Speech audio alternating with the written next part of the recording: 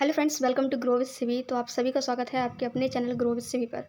आज की हमारी ईवीएस की थर्ड क्लास है और ये पीवाईक्यूज की सीरीज चल रही है मोस्ट इंपॉर्टेंट क्वेश्चंस की, जो कि सीटेट के एग्जाम में कई बार पूछे गए हैं। देखिए, इससे पहले भी मैं आपको बता चुकी हूँ कि सीटेट के एग्जाम में हमेशा से क्वेश्चंस रिपीट होते हुए आए हैं और आगे भी रिपीट होंगे, इसलिए पीवाईक्यूज को कभी मिस मत करना, ठीक है। हमेशा पीवाईक्यूज लगाना। और बात करती हूँ अगर मैं एनसीईआरटी की, तो ईवीएस की अगर आप एनसीईआरटी को करना चाहते हैं, क्योंकि 3 to 5 की एनसीईआरटी ही पूछी जाती है ईवीएस सीटेट के एग्जाम में, ठीक है। तो देखिए, ओनली 6 वीडियोज़ में मैंने पूरी एनसीईआरटी को कवर किया हुआ है, ठीक है। अगर आप उन 6 वीडियोज़ को देख लेते हैं तो आपकी लगभग पूरी एनसीईआरटी फिनिश हो जाएगी।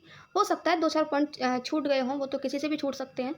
बाकी मैंने पूरी एनसीईआरटी को कवर करने की उन 6 वीडियोज़ में कोशिश की है, ठीक है। उसके बाद मैंने ये पीवाईक्यूज़ की सीरीज़ स्टार्ट की है, तो आप ये पीवाईक्यूज़ की सीरीज़ भी अटेंड करें, जिससे आपको पता चले कि किस टाइप के क्वेश्चंस सीटेट में आ रहे हैं और कितने रिपीट होते हैं, ठीक है।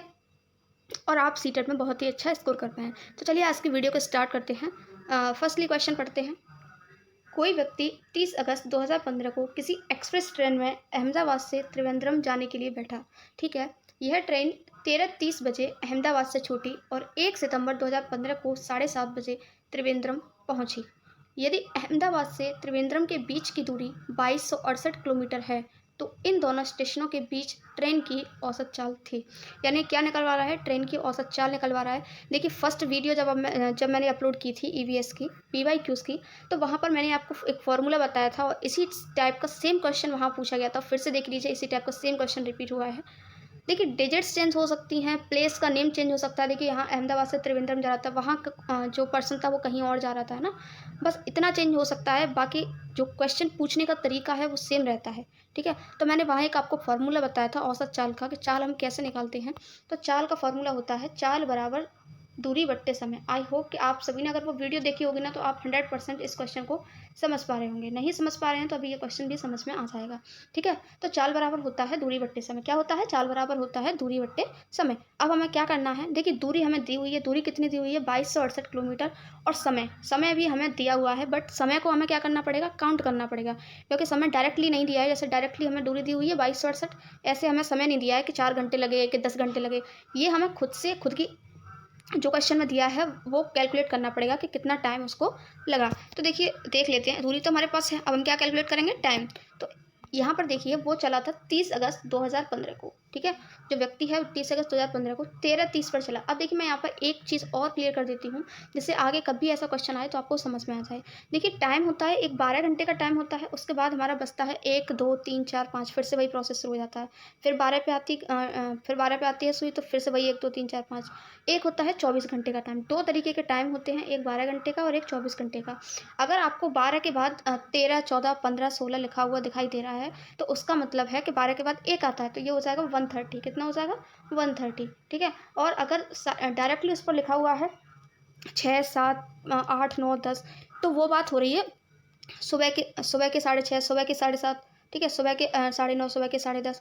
और अगर 13:30 14:30 15:30 इस तरीके से लिखा हुआ है, तो आप समझ जाना कि 12 बजे के बाद, यानी कि दोपहर की बात हो रही है, शाम की बात हो रही है, रात की बात हो रही है, ठीक है। आई होप कि ये टाइमिंग का आपका क्लियर हो गया होगा। अभी हमें यहाँ टाइम कैलकुलेट करना है कि उसको कितना टाइम लगा त्रिवेंद्रम पहुँचने में। तो देखिए, वो निकला था 30 अगस्त 2015 को 13:30 पर, ठीक है। तो हम बोल देते हैं कि वो निकला था 1:30 बजे, ठीक है। 1:30 बजे वो निकला और वो पहुंचा है 1 सितंबर 2015 को। यानी उसको कितने दिन लग गए? तो आप देख सकते हैं 30 अगस्त, यानी अगस्त का महीना होता है हमारा 31 का। ये बात आप अच्छे से याद रखना, क्योंकि क्या करते हैं लोग, यहीं पर मिस्टेक कर देते हैं। वो देख लेते हैं 30 अगस्त और डायरेक्ट 1 सितंबर, ठीक है। तो ये चीज़ आपको नहीं करनी है। फर्स्ट आपको ये देखना है कि जो मंथ है वो कौन सा दिया है, कौन सा मंथ होता है, तो इस तरीके से आपको देखना है। तो 31 का महीना भी होता है, यानी कि एक दिन और है, यानी 2 दिन लगे हैं उसको पहुँचने में, ठीक है। तो 30 अगस्त को वो 1:30 बजे निकला, ठीक। अब वो 1 अगस्त को 1 अगस्त को 1:30 बजे 24 घंटे हो जाएंगे, ठीक है। अब बात अब यहाँ ध्यान देना। अब देखिए, 1 सितंबर को वो 1:30 बजे ना पहुँच करके सुबह के 7:30 बजे पहुँच गया है, ठीक है। तो कितना घंटे का जो है टाइम है, तो 1:30 में से जब हम 7:30 घटाएंगे तो कितना आएगा? 8:30 9:30 10:30 11:30 12:30 1:30, यानी 6 घंटे का जो है टाइम है। तो यानी कि 24 घंटे तो हमें 31 अगस्त को ही हो गए थे, और दूसरे दिन वो सुबह 7:30 बजे पहुँच गया, यानी कि 18 घंटे उसको और लगे दूसरे दिन पहुँचने में। 24 और 18 को अगर हम प्लस कर देते हैं तो कितना आ जाएगा? 8 और 4 12, 2 और एक 3 और एक 4, यानी कि टोटल 42 घंटे यानी कि 42 आवर्स लगे उसको अहमदाबाद से त्रिवेंद्रम पहुंचने में। अब देखिए कितना ईजी है, जस्ट आपको फॉर्मूले में वैल्यू पुट करनी है और आंसर निकल आएगा। ठीक है, तो चलिए वैल्यू को पुट कर देते हैं। वैल्यू पुट करेंगे तो यहाँ देखिए 2268 अपॉन 42। ठीक है, इससे जब आप डिवाइड करेंगे तो जो भी आंसर आएगा वही आपका क्या होगा, आंसर होगा। लेकिन ये देखिए यहाँ पर ये जो दूरी है वो किस में दी हुई है, 2268 किलोमीटर में। और जो आंसर है, आंसर में आप ये देखिए उसने किस में दिया हुआ है, आंसर निकलवा रहा है वो मीटर प्रति सेकंड में। इसके लिए एक छोटी सी ट्रिक है, वो आप देख लेना। देखिए जब आप 2268 को 42 से डिवाइड करोगे, ठीक है, तो इसका आंसर क्या आएगा मैं आपको दिखा देती हूँ।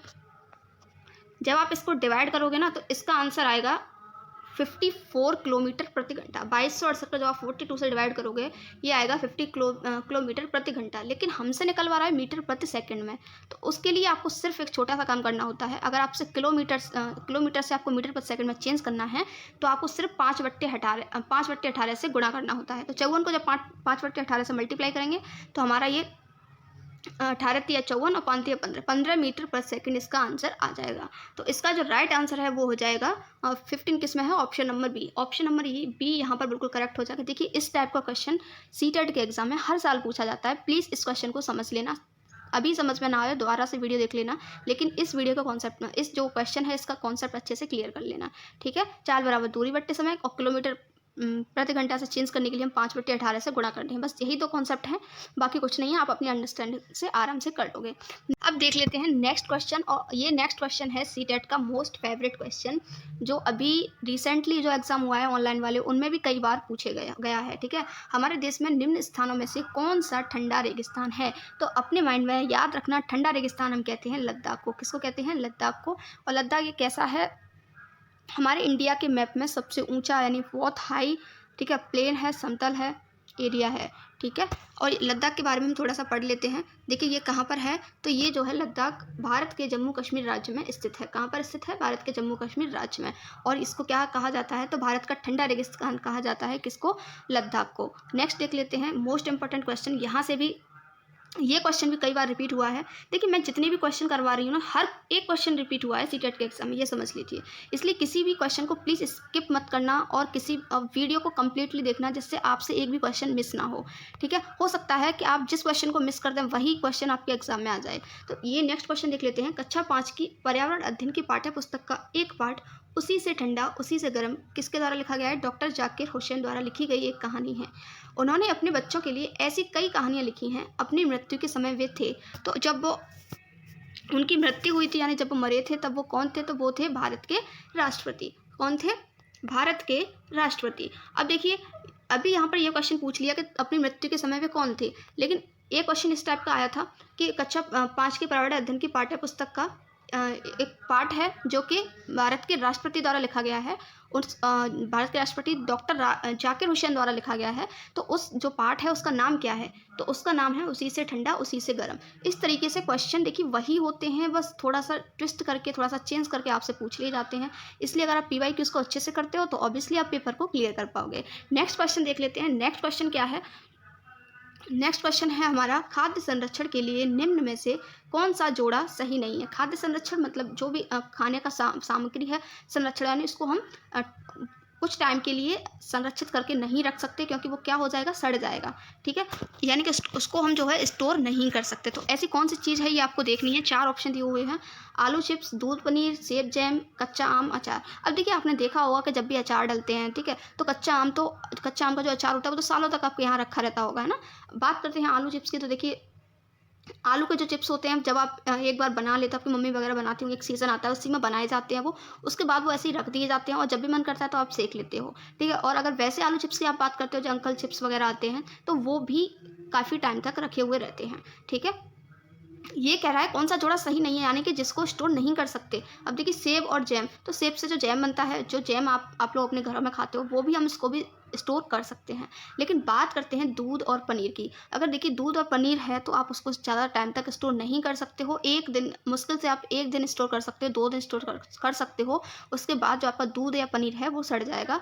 इसका मतलब ये है कि आप इसको दूध और पनीर का संरक्षण नहीं कर सकते। नेक्स्ट क्वेश्चन क्या है वो भी देख लेते हैं। तो नेक्स्ट क्वेश्चन है घरों के बारे में। अब देखिए घरों से एक क्वेश्चन ज़रूर आता है, इसलिए मैं आपसे कह रही हूँ कि जो 6 वीडियोज़ हैं उसमें मैंने बहुत अच्छे से सारे घरों के बारे में बताया हुआ है, तो वो वीडियोज़ आप ज़रूर देख लेना। नेक्स्ट क्वेश्चन क्या है, घरों के नीचे दी गई विशेषताओं पर विचार कीजिए। ये एक घर है, उसकी विशेषताएं दी हुई हैं, हमें ये बताना है ये कौन सा घर है। ठीक है, निचली मंजिल में कोई खिड़की नहीं है, पेड़ के तनों की लकड़ी से बनी ढालू छतें हैं। नेक्स्ट पॉइंट है पत्थर के खंभों पर जमीन से लगभग 10 से 12 फुट ऊंचाई पर बने घर। डी है पत्थर, गारा और चूने से बनी मोटी दीवारें। और लास्ट है लकड़ी के फर्श। अब देखिए इसके नीचे कुछ और लिखा हुआ है क्वेश्चन में, वो भी हम पढ़ लेते हैं। देखिए क्वेश्चन को पूरा पढ़ना, बहुत अच्छे से पढ़ना, उसके बाद ही देखना। ठीक है, क्वेश्चंस को पढ़ना, उसके बाद ऑप्शंस को पढ़ना। देखिए अगर आप क्वेश्चन को अच्छे से समझ लेते हो ना तो आप क्वेश्चंस का जो आंसर है वो भी आराम से पकड़ लोगे। ठीक है, अब देखिए क्वेश्चन में क्या कह रहा है, लेह और लद्दाख के घरों में ऊपर दी गई कौन सी विशेषताएं पाई जाती हैं। अब ये 4-5 विशेषताएं दी गई हैं, हमें इनमें से फाइंड करना है कि कौन सी विशेषताएं जो हैं लेह और लद्दाख के घरों की हैं। तो देखिए आप जब एक कोई क्वेश्चन होता है तो उसमें कुछ पॉजिटिव होते हैं, कुछ नेगेटिव होते हैं। ऑप्शन नंबर सी को देखिए, पत्थर के खंभों पर जमीन से लगभग 10 से 12 फुट ऊंचाई पर बने घर। तो ये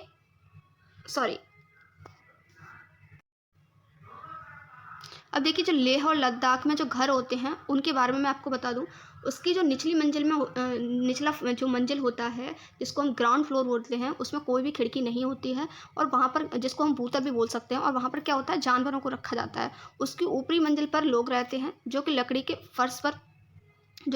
फर्श की उनकी छत बनी होती है। तो ऑप्शन नंबर ई भी बिल्कुल सही हो जाएगा। और ये जो घर हैं पत्थर, गारा और चूने से बनी मोटी दीवारों के होते हैं।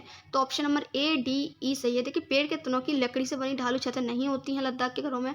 और पत्थर के खंभों पर जमीन से लगभग 10 से 12 फुट ऊंचाई पर बने घर ये भी नहीं होते हैं। तो ऑप्शन नंबर ए, डी, ई बिल्कुल करेक्ट हो जाएगा। देख लेते हैं कौन कौन सा है। तो ऑप्शन नंबर सी में दिया हुआ है ए, डी, ई, यानी कि ऑप्शन नंबर सी हमारा बिल्कुल करेक्ट है। अब देख लेते हैं हम नेक्स्ट क्वेश्चन क्या कह रहा है। देखिए इसके बारे में थोड़ा आपको पढ़ के दिखा देती हूँ। ठीक है, लेह एवं लद्दाख भारत के जम्मू कश्मीर राज्य में स्थित है। अभी मैंने आपको बताया था जहाँ ठंड की अधिकता होती है, इसीलिए हम इसको क्या कहते हैं, ठंडा रेगिस्तान कहते हैं, याद रखना। तथा यहाँ बर्फबारी भी होती है। यहाँ के घर मौसम के अनुकूल बनाए जाते हैं। यहाँ के घरों की विशेषताएं होती हैं। यहाँ के घरों की क्या विशेषताएं होती हैं ये देखिए। तो यहाँ के घरों की 3 विशेषताएं होती हैं। अभी मैंने आपको बताया, घरों की निचली मंजिल में खिड़कियों का ना होना, पत्थर, गारा और चूने से बनी मोटी दीवारें और लकड़ी का फर्श होता है। ठीक है, नेक्स्ट क्वेश्चन क्या है ये देख लीजिए। मोस्ट इंपॉर्टेंट क्वेश्चन है, बस इसको इन्होंने इलेबोरेट कर दिया है। कभी ये बहुत छोटा सा करके पूछ लेते हैं, कभी इसको बड़ा करके पूछ लेते हैं। ठीक है, इसलिए मैं कहती हूँ क्वेश्चन को अच्छे से पूरा कंप्लीट पढ़ा करें। नेक्स्ट क्वेश्चन क्या है, निम्न का अध्ययन कीजिए। कौवा पेड़ की ऊंची डाली पर अपना घोंसला बनाता है। इस घोंसले को बनाने में कई प्रकार की चीज़ें लगती हैं, यहाँ तक कि लकड़ी की शाखाएं, लोहे के तार। एक चालाक पक्षी भी है जो अपना घोंसला नहीं बनाता है और कौवे के घोंसले में अंडे देता है। बेचारा कौवा अपने अंडों के साथ इन अंडों को भी सेता है। तो ये क्वेश्चन भी सीटेट के एग्ज़ाम में बहुत बार रिपीट हुआ है और इसका राइट आंसर है कोयल। यस, देखिए कोयल, और इसका ऑप्शन नंबर सी हो जाएगा बिल्कुल करेक्ट। यस, कोयल एक ऐसा पक्षी है। देखिए ये क्वेश्चन कई बार पूछा, देखिए अभी ये इतना बड़ा करके पूछा गया है। ऑनलाइन एग्जाम में एक बार पूछा गया था, कई बार पूछा गया है, एक बार तो नहीं। ये इस तरीके से पूछा गया है कि उस पक्षी का नाम बताइए जो अपना घोंसला नहीं बनाता है। सिर्फ इतना पूछा गया था और उसका राइट आंसर था कोयल। ठीक है, तो याद रखना कोयल ही एक ऐसा पक्षी है जो अपना घोंसला नहीं बनाती है। कोयल जो है कौवे के घोंसले में ही अंडे देती है। नेक्स्ट क्वेश्चन देख लेते हैं। तो नेक्स्ट क्वेश्चन क्या है, देखिए सेता का मतलब होता है पालना। ठीक है, यानी कि जो अंडे होते हैं उनको कौन पालता है, तो उनको कौवा ही पालता है। नेक्स्ट क्वेश्चन क्या है वो भी देख लेते हैं। तो नेक्स्ट क्वेश्चन है, निम्न में से कौन बीज नहीं है, यानी कि बीज के रूप में नहीं पाया जाता है। तो ऑब्वियसली गेहूं तो बीज से ही उत्पन्न होते हैं, और सौंफ भी बीज से ही, और काली मिर्च भी बीज से ही। लेकिन साबूदाना जो होता है वो बीज नहीं है। ठीक है, तो यहाँ पर जो राइट आंसर हो जाएगा वो हो जाएगा साबूदाना। नेक्स्ट क्वेश्चन देख लेते हैं। नेक्स्ट क्वेश्चन क्या है, रिहाना अपने परिवार के साथ केरल जाती है। वहाँ उसे ऊंचे वृक्ष दिखाई पड़ते हैं जो उसके गृह नगर शिमला के ऊंचे वृक्षों से भिन्न हैं। वो कहाँ रहती है, शिमला में रहती है। और वो कहाँ जाती है, वो केरल जाती है, जहाँ उसे ऊंचे ऊंचे पेड़ दिखाई देते हैं। उसने केरल में कौन से वृक्ष देखे, तो ऊंचे ऊंचे पेड़ जो दिखाई दे रहे थे वो होते हैं नारियल के पेड़। और केरल में ये एक पेड़ है जो कि बहुत ज़्यादा मात्रा में उगाया जाता है, जिसका नाम है नारियल। तो ऑप्शन नंबर ए यहाँ पर बिल्कुल करेक्ट हो जाएगा। नेक्स्ट क्वेश्चन देख लेते हैं। नेक्स्ट क्वेश्चन क्या कह रहा है, बच्चों के द्वारा सब्जी बाजार में इकट्ठी की गई निम्न सामग्री में से उन्हें पहचानिए जिनके भीतर बीज होते हैं। यानी कि हमें वो सब्जी पहचाननी है जिनके भीतर बीज होते हैं। आई होप कि आप सभी पहचान लेंगे, कि आप सभी ने सारी सब्जियां खाई होंगी। आलू भी आपने खाया है, टमाटर, नाशपाती, चीकू, भिंडी, करेला, प्याज, खीरा सब कुछ खाया है। ऑप्शंस भी दिए हुए हैं, उन्हीं में से हमको पहचानना है। तो देखिए, खीरे को जब आप काटते हैं तो उसमें भी छोटे छोटे बीज होते हैं, टमाटर में भी बीज होते हैं, ठीक है, और चीकू में भी बीज होता है, भिंडी में भी छोटे छोटे बीज होते हैं, करेले में भी बीज होते हैं। देखिए, प्याज और आलू ऐसे हैं जिनमें बीज नहीं होते हैं। तो देखिए, आपको पहले इसी ऑप्शन को हटाना है। प्याज किसी में तो नहीं है, जिनके भीतर बीज होते हैं हमें सिर्फ उनको ऐड करना है। तो इसका जो राइट आंसर है वो है ऑप्शन नंबर सी। टमाटर में भी बीज होते हैं, नाशपाती में भी बीज होते हैं, चीकू में भी बीज होता है, भिंडी में भी होते हैं, करेले में भी होता है, खीरा में भी होता है। और हमें वही ऑप्शन सेलेक्ट करना था, वही समूह सेलेक्ट करना था जिन सभी में क्या होते हैं, बीज होते हैं। तो ऑप्शन नंबर सी यहाँ पर बिल्कुल करेक्ट होता है। देखिए, पहला भी ऑप्शन सही है, दूसरा भी सही है, ठीक है, और लास्ट वाला भी सही है, लेकिन सबसे ज़्यादा किस में ऐड हुए हैं, ऑप्शन नंबर सी में, इसलिए हमने उसको क्लिक किया। नेक्स्ट क्वेश्चन देख लेते हैं। नेक्स्ट क्वेश्चन क्या है, नीता आंध्र प्रदेश जाती है और 2 साड़ियाँ खरीदती है जो आमतौर पर वहीं बनाई जाती हैं, वे क्या कहलाती हैं। तो आंध्र प्रदेश में मैंने आपको पोचमपल्ली के बारे में बताया था। ये साड़ी है पोचमपल्ली और कलमकारी। कलमकारी एक चित्रकारी है जो कहाँ की है, आंध्र प्रदेश की है, ठीक है। यहाँ से भी अभी ऑनलाइन में क्वेश्चन पूछा गया है कि कलमकारी कहाँ से बिलोंग करती है। तो कलमकारी जो है आंध्र प्रदेश की कला है, ठीक है। आंध्र प्रदेश में 2 साड़ियाँ खरीदती है, तो वो पोचमपल्ली हो गई, दूसरी कौन सी हो गई, कलमकारी। नेक्स्ट क्वेश्चन देख लेते हैं। तो नेक्स्ट क्वेश्चन क्या है, निम्न में से कौन सी बीमारी रुके या इकट्ठे हुए पानी से हो सकती है। तो ये क्वेश्चन देखिए डायरेक्टली नहीं, इनडायरेक्टली पूछा हुआ है, बट मैंने कल आपको बताया था कि जब पानी रुका हुआ होता है, इकट्ठा होता है, तो पानी जब रुका हुआ होता है, इकट्ठा होता है, तो वहाँ क्या होता है, मच्छर पनपते हैं। और मच्छरों से आपको कौन कौन सी बीमारियाँ होता है, मैंने 3 बीमारियाँ आपको बताई थी मच्छरों से होने वाले रोग, और वो बताए थे मैंने, मलेरिया, डेंगू और चिकनगुनिया, ठीक है। तो यहाँ पर आप देख लीजिए, आपका ऑप्शन नंबर ए बिल्कुल सही हो जाएगा, मलेरिया, ठीक है।